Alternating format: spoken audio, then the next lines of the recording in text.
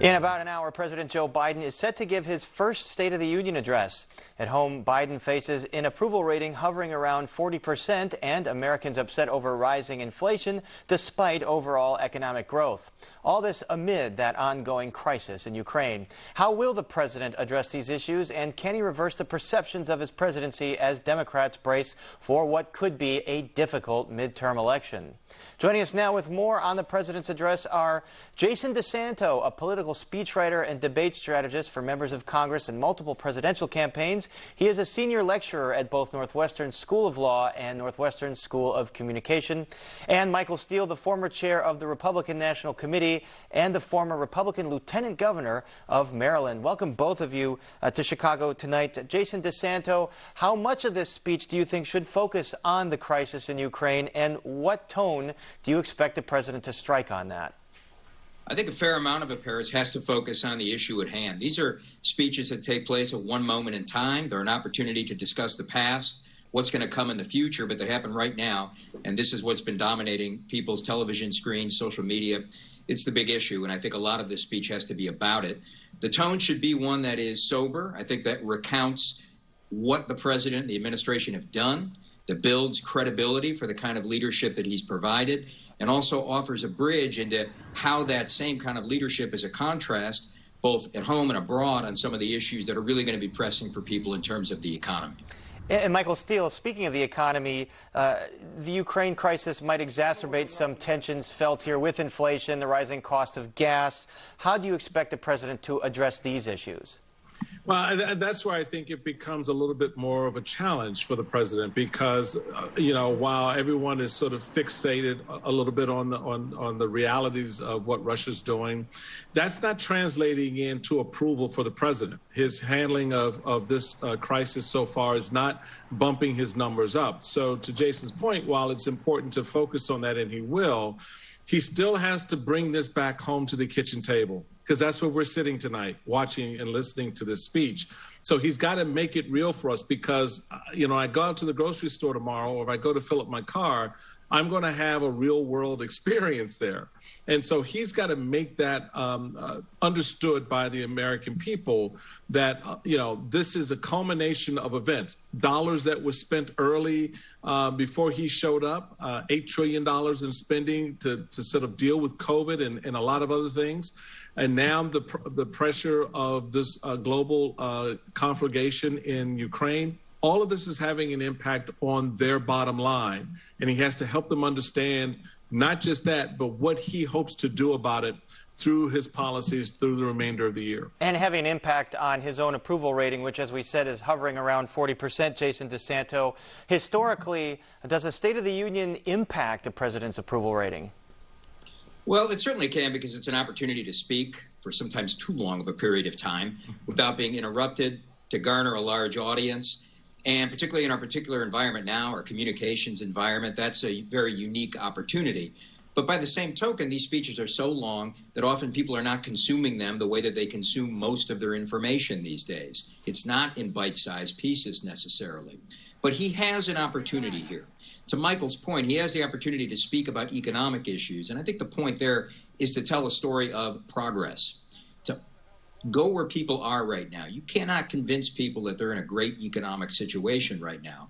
But what you can identify for them is that there has been some progress, and that there are tangible, practical, specific proposals which will help further. And I would take the things from the much larger kaleidoscope of proposals which have been out there and take the ones that are the most middle-class opportunities, things in childcare, for example. Those are the kinds of things that are going to resonate with people. And most importantly, all of this should be within a frame of democracy, and the fact that the point of democracy is so that more people prosper than less, and that power and opportunity are with many, not in the hands of the few. And this is a theme that he's been hitting for a couple of years. The events in Ukraine provide a linchpin, an opportunity to discuss that, but also to provide contrast with what's going on at home, including in that very chamber, because we know what it looks like when a party is enthralled to one person And that's something that Biden has warned about. It's something that Franklin Delano Roosevelt warned about on the eve of conflict in Europe back in 1939 and 1940. Right, and certainly in an international context, the president sought to make the point that democracy is threatened around the globe by authoritarian leaders like President Putin of Russia. Michael Steele, we'll get to the GOP rebuttal in a minute, but how unusual is it to see at least three different Democrats giving their own rebuttals representing different factions of the party?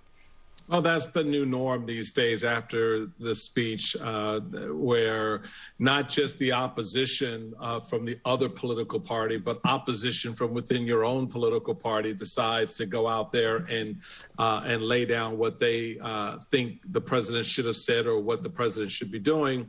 Look, I kind of get that. I mean, it makes sense. Although I'll be honest with you, I'm from the old school. I just send my speech up to the Capitol and call it a day, because in many respects, this speech has become has more value for opponents, for those who have specific agendas, than to the point you just made, focusing the nation's attention on a very critical piece that may be in front of them, the economy, war, or whatever. And if we're in those types of crises, then yes. So I think at this point, I'm not a big fan of having the rebuttals and the rebuttal to the rebuttal. This is the president's moment to give us his assessment, or hopefully in the future, her assessment of the state of our union. Let them do that without all the political, gadflying. And then Americans can, to Jason's first point, listen soberly, as well as hearing, as the president delivering soberly, the circumstances and the situation we find ourselves in. So I've never been a big fan of the rebuttals by either party, Democrat or Republican, and certainly not now the internecine rebuttals from within your own rank and file. And Jason DeSanto, so much of modern politics is imagery. Is there an impact here of senators like Marco Rubio saying he's not going to be there because he doesn't want to take a COVID test, and there's a few other elected officials following suit? I don't think so. But I think there is imagery there, and I think the most important image of all is Joe Biden delivering this speech with vigor. We talked a lot, thought a lot about in the past week or so, what is this speech going to entail? How much does it have to be rewritten and recast given what's going on around the world? But a lot of this has to do with Biden appearing to be somebody who's vigorous and on top of it. Some of the most alarming numbers in that poll from the Washington Post and ABC this weekend was not necessarily about the approval rating per se, but about people who just weren't really sure that Joe Biden continued to be up to the task. I think he is, but I think one of the parts of that is describing in a very list-oriented fashion all the steps that have been taken in a prudent, deliberative way to build an alliance. That connotes a certain degree of strength and skill, but also deliver it in a way which is both strong and optimistic. And I think that will have more of an impact than who is or isn't there, and also more of an impact than who is or isn't, to what Michael was saying a moment ago, speaking after him when the audience has dropped off a fair amount. All right, we're going to have to leave it right there for now. We'll be joined by our guests again later in the program, but for now, our thanks to Jason DeSanto and Michael